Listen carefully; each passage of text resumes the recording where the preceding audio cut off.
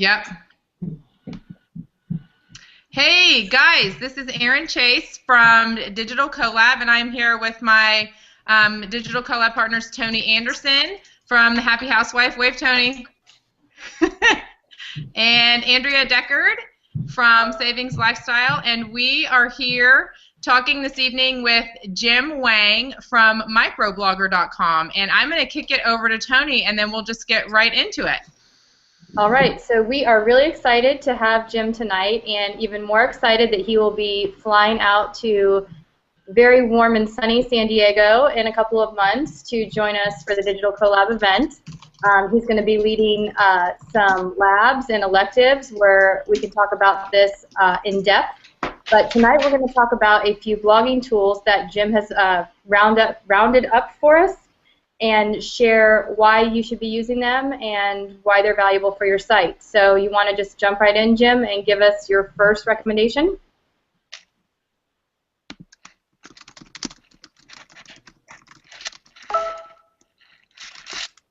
Or not?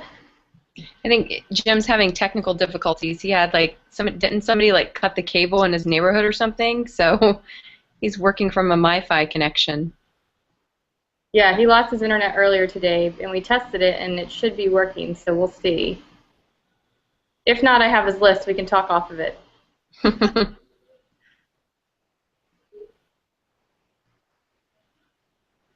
I think we might have lost him. Oh, no.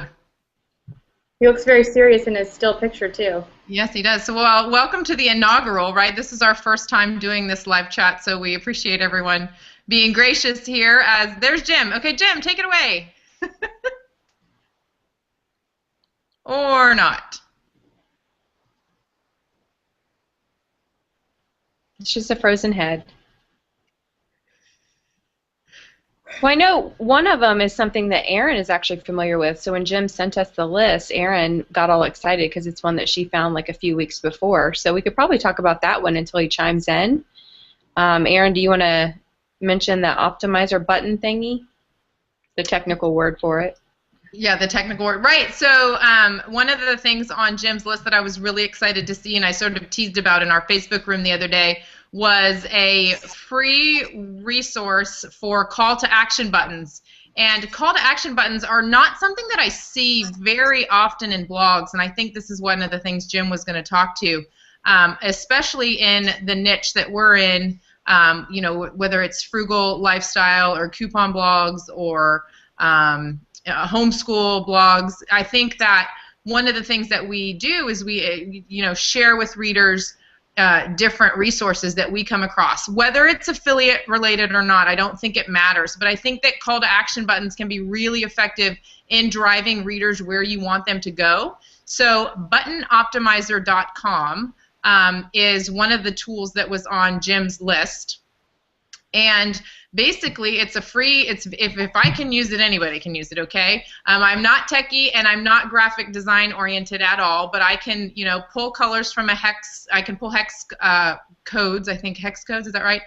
For different color files and match them. I do know how to do that. So you can create really simple call to actions buttons with this very free and, sorry. We're trying to get Jim back in the call.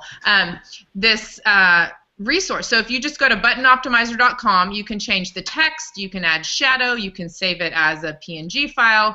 Really simple ways to, maybe you've done a sponsored campaign for a company and the recipe is living on another site. You could say, you could have a get the recipe button that would link over to where the recipe lives on that, you know, on that website. You could also, if it's allowed, and you're allowed to add these, I know certain affiliate deals and offers are very strict in what you can and can't use in your post, but if you're allowed, I would certainly put a big flashy red or whatever color that matches your site button that says, get this deal or snag this sale or whatever phrasing you can use. And another great thing about those as well is you can swap them out. You can put the post up one day with one messaging. You can put it. You can socialize that same post again the next day with a different call to action button. It takes you literally 30 seconds to change and re-upload. And you can see which one of those converts for you, which messaging converts. It's A/B testing for the button messaging. So I think that's how I plan to use Button Optimizer, and I'm probably sure that Jim was going to say something similar. I'm not sure. So anyways, that was one of the tools on his list. And have we gotten Jim back yet? I might, let me see if I need to re-add him. So yeah, do either of you guys have any thoughts on the Button Optimizer? I've seen a couple people use that, and I know when you found it initially, it was one of those things where I said, I'm sure it can be hard code into the site, but that's definitely a really nice thing for somebody who does have a viral post and they don't have time to get with a tech person and get something created really fast. That, I think, would be an amazing resource to have a really strong call to action for somebody too.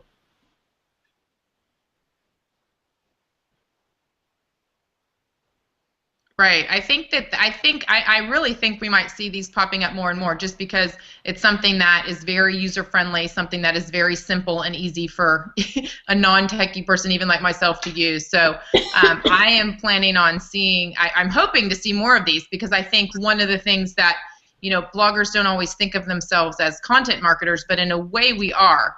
We're putting our content out there, and then and part of it is then marketing it. So once we get that, once we get those, we're talking about button optimizers, Jim. Well, cool. Hopefully I've said all the right things. So maybe you can speak to it now while we have you back. What did you say? I said that I hope to see more of these. I think they're a great and really easy way to do call to actions for the non-techie, non-designer person like myself to, instead of having them, as Andrea said, hard-coded into the site, you can quickly update them, add them into posts, change them to do A/B testing on what the message is that's actually on the button, and just I think that could be a great strategic way to increase conversions for different types of posts. I think we lost him again. I'm getting texts from him, and they're very funny. We might have to put them in a post. Oh, dear. Well, I was going to talk about one of the things that I noticed on his list that I thought was really cool, and I'm going to butcher the pronunciation, so I think it's called Xenu. It's Xenu. So Xenu if you want to look it up. And we actually have a PDF that was created for this chat with all of the things that we're going to be talking about, so it'll be provided for anybody that was on the chat tonight. But it's a link checker to check for broken links. And when I was first reading about it, I thought, oh, that's great, but I had that broken link checker plugin on my site.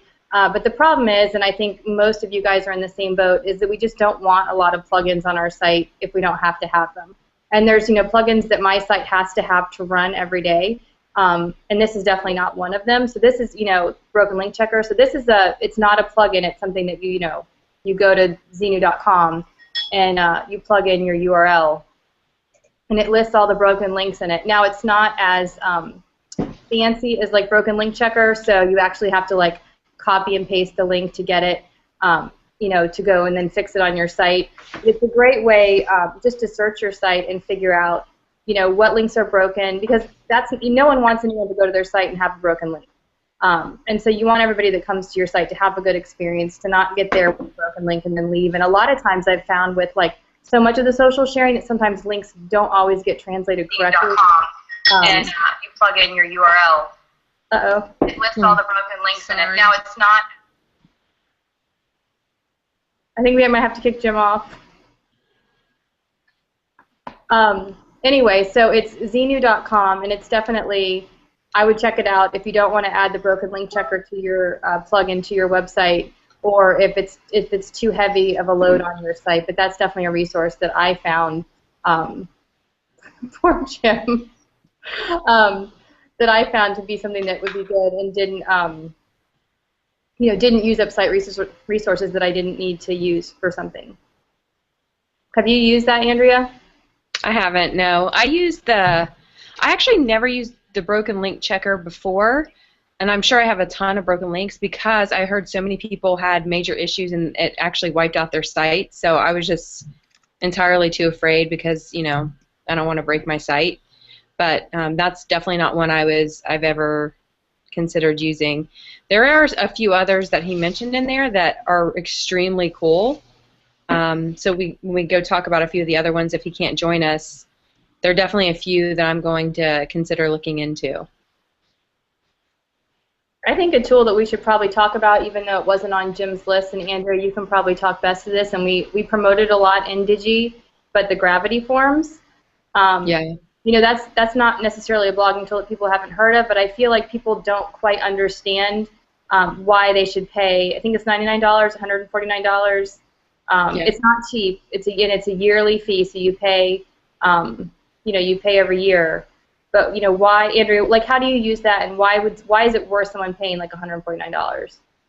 Well, for one, it's a contact form, which is awesome, but it's even more than that. So you can do custom campaigns, you can do any type of user-generated content submission, and it all can be done through the form. And you can actually filter things to go directly to your email newsletter. So I have several forms set up for different autoresponders, because that's what they're called in FeedBlitz, and I have them go right to the form, and then that feeds right to FeedBlitz. So they essentially can fill out the form on my site. It's a pretty form. I think the forms are prettier than what FeedBlitz offers, so I like to do that instead, and then it's going right to FeedBlitz, so the communication is there. But there's so many things that you can do with it. I mean, you can even use it as an e-commerce product if you want to. I'm not familiar with that aspect of it, but I found it extremely useful to really optimize my posts that get a lot of traffic that aren't really money makers for me, but I know I want to capture something from that visit. I use the Gravity Forms for that, and it's really interesting to see, because you can even track how many leads did you get, newsletter opt-ins did you get from whatever post it was on whatever page, and so I can even slice and dice to say, I got 30% of all my leads from this recipe post, and really see that maybe the new visitors coming want more of that type of content, so I can work on adding that to my editorial calendar. Now, is Gravity Forms, I feel like we talked about this last year, but is Gravity Forms integrate with any of the email providers? It does. It integrates with MailChimp and Aweber. I think those are the only two now, but it will also integrate with FeedBlitz. There's like a back Jimmy rig way that you can work it, so I've known that for several years. I don't know why they don't add FeedBlitz, because FeedBlitz is popular, with lots of people using it. So I found the way to do that with FeedBlitz, and it's really, really easy to set up. I think they might even have a tutorial on their site, literally to walk through step by step. And then you can always reach out to support, but it does directly integrate with MailChimp and Aweber if you wanted to do that too. And then you used it for your everyday savings tips. Yes. Years ago, and could you just explain a little bit how? Because I think people don't quite understand how you can use it for the user-generated content. Yeah. So it was 2 years ago now. I actually had a year-long campaign where I was going to ask users or readers to submit savings tips, and I would share the savings tips on the site. So I went through and created a form and basically said, when you submit your tip, you'll get a free ebook, and that ebook was delivered directly to them through Gravity Forms. That also entered them into a chance to win the grand prize and then like the weekly prize that I was offering for them too. So I got literally more content than I could even use in a year. I actually still continue to get content just from socializing those posts that people shared, and I had the form mentioned in the bottom of those posts. So I still have tons of content coming in that's completely user-generated that I've been using for that, and I'm actually going to be working on putting all of those into an ebook. I have them all categorized in different like savings functions or categories in your life. So I'm going to be putting that into an ebook, and it's all completely user-generated content that happened through Gravity Forms. Awesome. And a little bit off topic, but I think you mentioned this a little bit ago with the socializing of a viral post. Aaron had a post go viral 2 weeks ago, and then I know one of our folks in our laboratory, Christy Sawicki, I think it was, had a cinnamon roll recipe go viral this week. And just real quick, Aaron, like, what did you do on your post to, capitalize on the, 8 gabillion page views you had in the month? I'm exaggerating slightly, but not much. Not much. I had a Costco post that saw over 1 million page views in a 4.5 or 5 day period. Really insane traffic. I'm really grateful for my host and the fact that I was on a plan that a baseline plan for so many visitors, and they guaranteed to keep the site alive. I had very few downtime issues, if any at all. Obviously I have to pay for that. I pay extra to keep the site alive, but I'm just so glad I did, because 1 million more people know about $5 dinners now in our Costco plans. Using Gravity Forms is a great way if you need to throw up a quick email capture, you can use Gravity Forms to do that.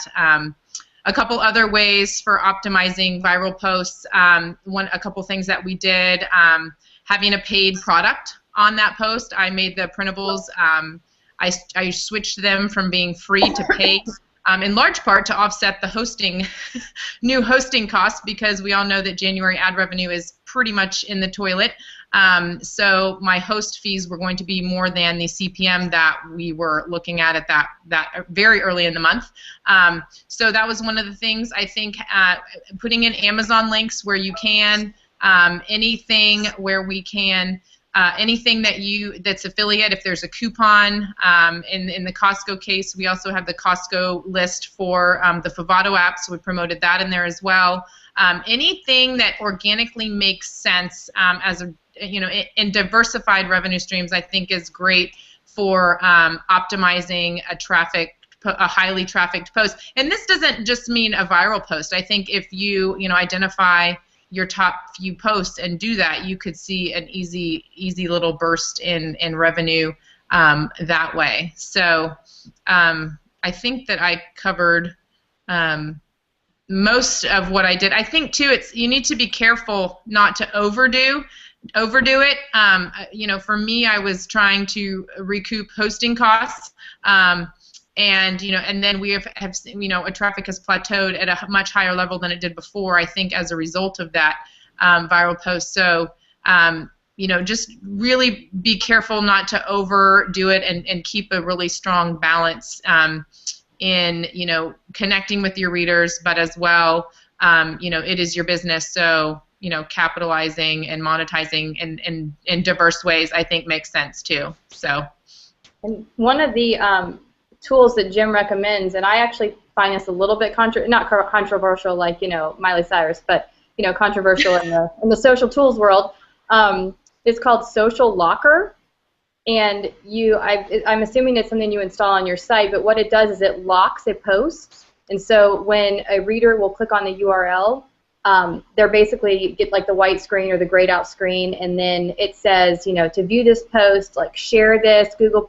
So they have to perform an action. They don't pay, but there's like a social action involved in, being able to read that post. So when I first saw it, I thought, oh no, I would never do that, like terrible user experience. But then I thought, I don't know, will people share? The post is already, theoretically going viral, I guess. That's why if it's a post that you're putting out there because, of the high traffic, it's already being, shared pretty crazy. So, I don't know, what do you think? To me, it's still a no way, but. Yeah. That's one that I actually considered. Like, I'd have to look at the plugin to see what the features were, if you could just do it for certain posts. Like if you know that there is a viral post or something like that, I would consider. I'm all about testing everything. So, especially if it's an older post that's getting you traffic and you know that it's not going to affect your current readers, because we all know that our search traffic visitors are different than our everyday readers, and we tend to not want to change anything for our everyday readers because those are the people that we really are writing for, but we do want to get some of that search traffic. So it's kind of similar to the Chitika plugin, where people are like, oh, I don't like those ads, or even content, I don't like them. Well, you can set it up however you want. So if you want to test it and you're not getting any negative feedback, and I know that people won't always give negative feedback either, but I just think it's worth a test to see how many shares you get on something and see if it works for you. So. How old of a post would you put? Like, what are you thinking? Like, you talking about a post from last year or a post from a week ago? But what would you think? I would even consider putting it on a post like that's a week old.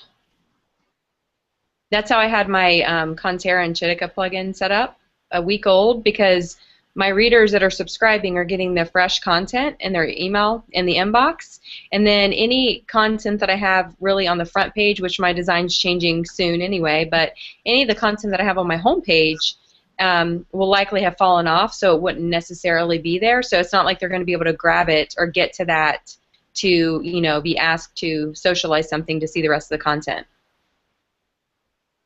Yeah, and I'm pretty sure from what I read that it's just you can set it on a post specific. It's not like site specific, but I have to look into it a little more. So that's Social Locker. Yeah, I thought that was cool. I also thought that the other thing that he mentioned was the critique.com. That scared me. Yeah, it's kind of scary. It's CRITICUE, and it's basically a site where you ask them for feedback for your site, and you don't have to pay anything. You pay by giving other people feedback on their sites. So, you know, and going through a site redesign now, and knowing that I've been planning this out for literally 6 months, and have just been such a wuss to pull the trigger, to be very honest. And now I'm just like, I don't care, so we're doing it. But I think it's so good to get other people's feedback. Even like, you know, with our experience with testing things out, you know, with some of the clients that we worked with, and knowing that it may seem like a no-brainer to us, but when other people look at a product or look at a site or whatever it might be, they look at it and they think, this is so confusing. I hate it. I hate it. And I've heard other bloggers, actually in the past couple months, other people in the frugal blogging space, they've changed up their layout so much, and people are just going, they're just in an uproar, and I'm thinking, if you don't use that site, why do you care, you know? They're just looking at it like, oh, it's so different and I don't like it. Well, you're not using the site, so I'm guessing that person doesn't really care about your opinion, unfortunately. But I think this critique.com could be cool, you know, before you pull the trigger on something, to just have other people give you feedback and return the favor. Recently, I've had a couple people email me and ask me like my slider on my current design, and they said, I love your slider, what is it? Well, it's custom developed, so you can't really, it's not out of the box. But I shared with them that sliders are not effective for me to get click-throughs to other posts and content. And so that's something too that is valuable with, you know, just us in this community, and then in the laboratory Facebook group is talking about that. You may not want to use critique.com, but if you'd want to share like with a close group of people that you know you can trust, to say, I'm thinking of doing XYZ with the layout and the design, what are your thoughts on it? And I even, unfortunately Jim's not on the call, but I mentioned something to him about one of the design elements that I'm going to implement with this new design, and he challenged me on a few things, which is good, because it's always good to get feedback and have people, you know, just challenge your thought process and why you're doing something if you don't really have somebody to ask those questions. One, I think the interesting thing about critique is that I think a lot of times we tend to be in circles or groups with people that blog about similar similar things that we blog about. And so, you know, I don't know exactly who's on critique.com, but it would seem to me it's probably a varied group of people, that probably stuff like affiliate marketers and, you know, people, web designers and developers and things like that. But you might be able to get a different perspective outside of, like, we're all looking at the same sites every day, right? Like, we're all looking at each other's. So, you know, we're probably things we don't notice that other people, like a new visitor to your site, like say the Costco post that went viral, you know, might find very difficult on your site to navigate, which we wouldn't have noticed because we're used to a certain look or style, you know, because we all kind of rotate around to the same places. Mm-hmm. Right. Yeah, I think having a different perspective, I think that's spot on, and I think that's where we can find the power in something like critique.com and getting that outsider perspective, because what you think is going to be really innovative or a new trend may be a complete flop, and you could have avoided, you know, a disaster by having other people take a look at it before it goes live, or, you know, tease it, you know, have them look at it the night before you pull the trigger the next morning or whatever, just to get some really honest feedback from people who might not give it to you otherwise on a different platform or through email or whatever, but that, you know, critique would be sort of like a, quote, safe place where you could, you know, share honestly what you think about someone's design or things like that. So, and like anybody watching the Hangouts tonight could give Tony a critique on the pink colors on her wall. I know, right? We have lots of colors. There's some on the other side. Yep, there's some on that side. I don't have a room that doesn't have paint samples on the wall, so you know. Oh, my word. Okay, we have a little more time, and there was one more that I wanted to talk about, only because I think we're all in that sell your content to bloggers room, or if we're not in that one, we're in something similar. And there's a tool called Copyscape. It is not free. You pay 5 cents a search, so I mean it's basically free. And you have to buy 100 searches at a time, so $5, something like that. And basically you plug in the content and see if it's anywhere on the web. I think this is really valuable because and I've bought stuff from that room. It's not against anybody who posts in that room. There's a lot of great people, but I think as more and more bloggers are purchasing content, and there's more and more people coming into that room that maybe they didn't get it referred from our network. We don't have some sort of connection to them. We don't necessarily know we can't vouch for them, right? So I think if you're buying content or if you're doing a lot of that sort of thing and you want to make sure it's not duplicate, Copyscape seems like a great tool.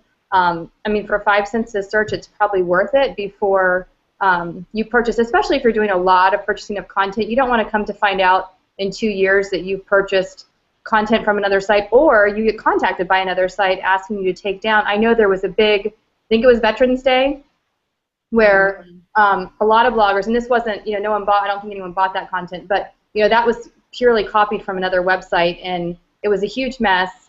And so I think as more and more bloggers are buying content, this would definitely be a tool that you should think about using if that's a strategy for your site. Yeah. Yeah, 100% agree. Okay, any questions? We have like 2 minutes left before we wrap up. I wanted to say a couple notes. I wanted just to see, I'm going to check the events page really quickly to see if anybody has any questions. Oh, and Yoli mentioned that Gravity Forms also integrates with Mad Mimi, so that's another really popular one too. Very cool. Okay, so thank you guys so much for joining us for our first digital CoLab Weekly Chat on Google+. We're planning on doing these here every Monday night at 9 Eastern. We'll have different guests and different topics each week. We apologize on behalf of Jim for his issues. Apparently a construction crew near his site physically cut the internet lines, and so we did test his MiFi earlier this afternoon, and it was working just fine. So I'm not sure what happened. If we were just streaming with the 4 of us was too much. So we want to thank you for joining us. We will be talking next week with Angela England about finding success in publishing books. She's had great success in that, so look forward to hearing her advice and her new and about her new e-course. And of course, we will try to have Jim on again, and if we are unable to make that work with schedules, then of course you can hear him live in person at the Digital CoLab event in San Diego this June. So if you don't have your ticket yet, we can get you more information on that. You can find more at digitalcolab.com. And thanks for joining us. On behalf of my partner Andrea and Tony, we would just thank you for being here tonight, and we look forward to seeing you next Monday night. Talk to y'all soon. Bye. Bye.